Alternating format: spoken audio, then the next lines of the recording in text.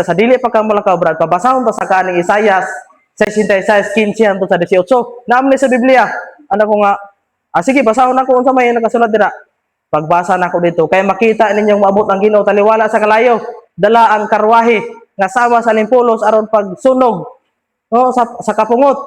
naman dito nya ingon man ang mga nagkaon og karning baboy o uban pa mga dalungtanan magdungan sa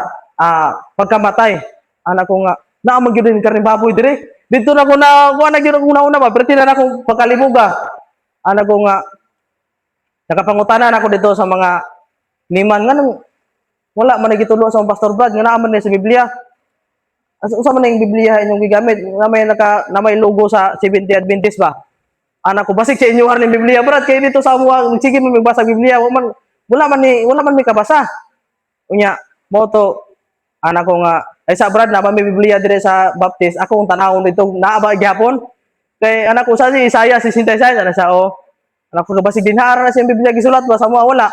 pagtan-aw na ako mga igsoon kinamang gyud dito nagtuog gyud ko kay siyempre og Biblia tuuhan gyud nato kay mao man ang pulong si Ginoo naman din ha kamatuoran sa Biblia mga igsoon Juan 17:17 balaan na sila das kamatuoran ang imong pulong mao ang kamatuoran muna nga ning tuog gyud ko kay nagud rin kamatuoran sa Biblia nakasulat gud ni amo to so kada to mga igsoon wa na gyud koy undang pagpaminaw sa Bible study sige na gyud paminaw hangtod na gyud sa Sabat sa tanan sa kasuguan sa Ginoo sige na gyud paminaw mga igsoon unya Domingo mag-Bible study man sila mag-Bible study sila buntag di na ako musimba sa dito sa Baptist kay ganahan ako maminaw sa Bible study unya moto nga niadto gyud ang pastor sa among balay mga igsoon pastor sa Baptist nga nganong wala naman kaning simba Brad Nico nga kanang Juan nituo na ka ng mga Sabatista giingnan ko anak ko nga kanang tinuod man gid ilang giingon pastor naman din ni mabasa sa Biblia kanang wala man ni mo gitudlo daghan na kaysa kanang mga kuan sa kuan man sa Old Testament ra man anak ko nga sa Old Testament pastor unya kay naaman ni diri sa Biblia na sulat nganong wa man ninyo gitudlo nga sa Old Testament ana siya nga New Testament na maguta karon iya kong gipasabot mo ni yan mong gihiluan ng hunahuna ba mes kay naglibog na gyud ko ato ana siya nga sa New Testament Brad Nico pwede na ipakaon ng karing baboy no mabasa nato na sa buhat Jis 13:15 nga gipakaon si Pedro yan akong giingnan ana kanang mga bersikulo nga gipanghatag sa ako sa pastor sa Baptist ako na po nagipangutana dito sa mga liman sa Adventist kay ako yung gitimbang bagasa gyud tinuod nya mo to nga giingnan ako pastor sa Baptist nga pastor nganong nga ato pa man gigamit na yung Biblia nga New Testament ramang kahar karon kay panahon ng katang Kristo dapat wala na ilabot ning Old Testament nya anak ko nga ana siya nga namugod po yung mga kuan kay kuan tay kapulo kay Malakias 3:10 Old Testament man anak ko nga dili day na New Testament ra pastor kay naman day Malakias 3:10 sa Old Testament man na mabasa anak po day dito na siya di na kay mo naglisod sa tubag sa ko ba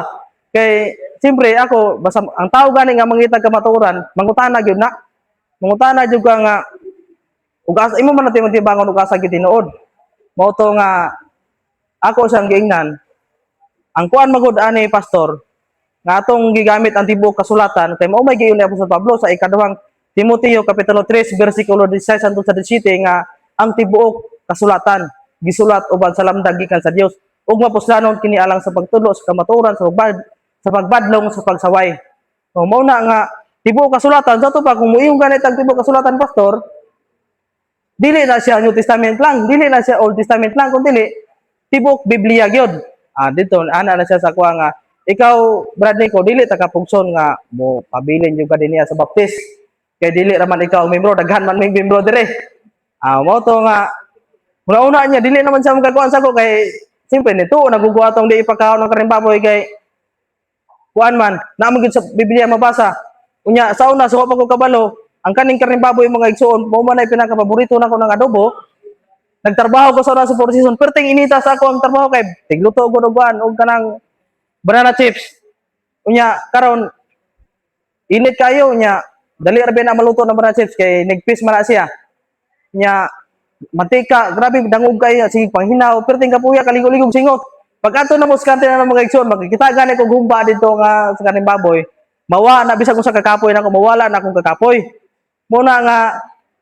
pag paminaw na ko sa Adventist, hapit ko di makatuo may gani kay mabasa gyud siya sa Biblia mga igsoon. Muna nga akong gituhan kay mabasa man gyud siya sa Biblia nga dili gyud ay pagkaon ng kaning baboy. Ya preane sa Sabat, mabasa mo gyud sa Biblia kapitong adlaw Sabado. Nya gitagaan gani ko og kanang kuan mga igsoon, kanang Quran, gitagaan ko Quran sa kay ako ang igagaw nakabanawan og Muslim. Unya gitagaan ko niya Quran, gipabasa ko niya to sa Quran. Nabasa man pud nako ng mga igsoon dinha sa Surah Al-Baqarah 265 nga mabasa nako dinha nga ang kutob sa dili mosunod sa adlaw Sabado mahimong unggoy. Perting kuyawa dito sa Quran mga igsoon kay mahimong unggoy ang kanang dili mosunod sa adlaw Sabado. Unya sa tuwa, ang dili mosunod sa adlaw Sabado, silutan sa Ginoo inikabot sa paghukom. Unya sa Muslim lahi anak ko nga pati gani sa kuan sa Muslim, Biblia sa Muslim, Sabado mo dai po ang isugo, dili mo dai Bernes. Nya si Kristiyano, dili po Domingo ang isugo. Sabado po. Muna siya nga